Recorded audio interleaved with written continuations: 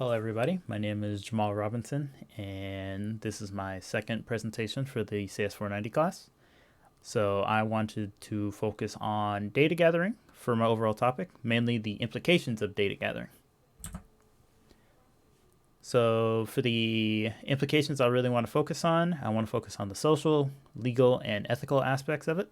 For the social, I want to look at it from mainly speak from the perspective of business and the social good that could come from that. For legal, I want to talk about protection laws that we have federally and statewide for individuals and their information. And ethically, I want to speak upon privacy of individuals and the limitations of that privacy. So, for the social implications, I want to focus, since I'm focusing on the side of a business, as we've seen in this past year with COVID and the lockdown, a lot of companies have had to make the transition into technology. Well, a heavier technology focused way of operating. And with that, it's become much more affordable for a lot of companies to gather data on different metrics depending on what they're looking for, whether it's the output of their employees or what their consumers are looking for.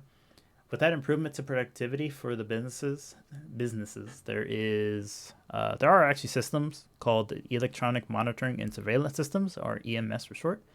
And I want to briefly touch upon the relationship that could come from that increase in productivity. There is the argument for gathering data on your employees from the side of management to see the level of output they are and how much your employees are fulfilling their contract to the company, which could be a good thing for management to maximize profits and to maximize on just overall output as a business. But there also is, on the other side of the argument for the employee side, there is a level of tension and stress and potentially even mistrust with management that could come from overly utilizing the surveillance on themselves, or on the workforce itself, which in turn that could lead to an overall dip in productivity if there seems like there's a level of micromanaging that comes from management onto the overall workforce, which isn't good for company culture and overall just health of the company. Moving on to the legal implications of data gathering, mainly speaking on the federal level. First off, we have especially mainly for here in the United States, we have the Freedom of Information Act, or the FOIA. This was a act that was enacted in the 60s. The main function is that you as an individual are able to request full or partial control. Well, not so much control, but you're able to ask for that information that the U.S. government might have on you, and they are required to fully or partially disclose that information to you. And those mainly just a way of checks, kind of a way of checks and balance for you as an individual, for the government to make sure that they're utilizing your information for the right thing. Next, we have the Privacy Act in 1974, and this was an act that it was an act that was used to set a standard for any government agencies and the government in general that set a standard for their maintenance, collection, and overall use of any information that could be withheld about individuals. Oh, sorry. And actually, moving further along with the legal implications, we have it where for California,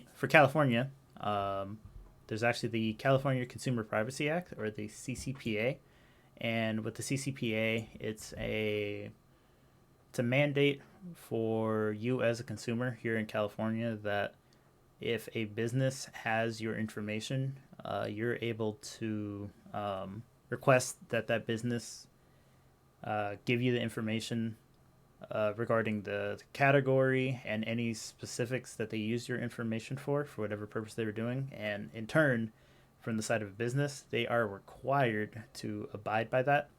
Um, and they're required to abide by that and to inform the big part of it is they're required that a business is required to inform the consumer of any category that they put their information under. Um, just, and they have to do it with their consent. Okay. All right, and moving on, we have the ethical implications of data gathering. So when it comes to businesses or any sort of agencies collecting data and putting it into a database, there is the potential for the benefits of that database to allow these agencies and companies to maximize the amount of good that they could produce, or profits, or any other metric that usually is kind of hard for them to use fully. They could use it to get the most out of it. However, there are limitations to that, mainly for the protection of the individual. Even this past year, or even currently with this pandemic, there is for government data collection, there is a phenomenon called the SIGINT, or signal intelligence. That signal intelligence could come down to like how signals are used, what those messages are, and in terms of COVID, we could use the government agencies could use these signals for contact tracing, purchasing information of where COVID could be situated, mainly here, like in the States, or just even around the world. And in reality, it does sound like a good thing that signal intelligence could be used for, but there's a lot that comes with trying to get that information, and that mainly just comes down to, as I mentioned before, the overall protection of any data set, of any individuals involved in that data. If all your data was available to the public or any companies, there is a potential that your personal history could be used against you, such as like if you have a criminal record, you have any health issues, anything that you know for yourself that you would not really want put out just because it could hurt you, without you giving your consent to that being released. Companies and that database aren't really available to be used. That mainly just comes down to the privacy laws for you disclosing information, and that was mentioned before.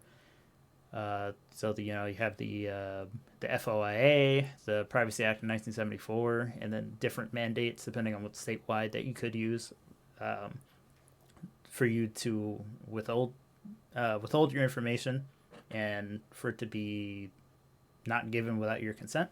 But there are limits to that, as we can see. As we've experienced even as students with STSU, if we are, but the amount of information that we have on ourselves, if we aren't willing to give, you as an individual have the power to not give information if you don't want to.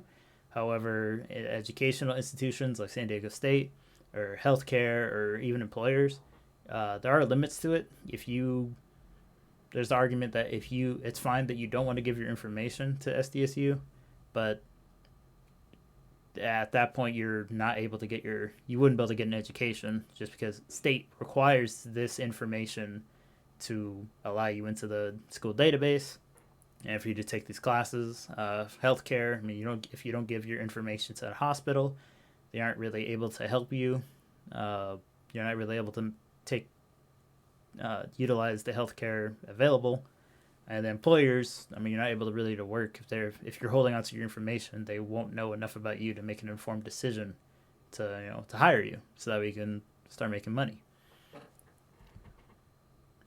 So with that, just a few sources, mainly the talking about COVID and the rise of signal intelligence for government surveillance, and then also have the EMS that I mentioned earlier, and then also justice.gov, just for specifics on these different laws. And I just want to thank you for listening, and have a good one.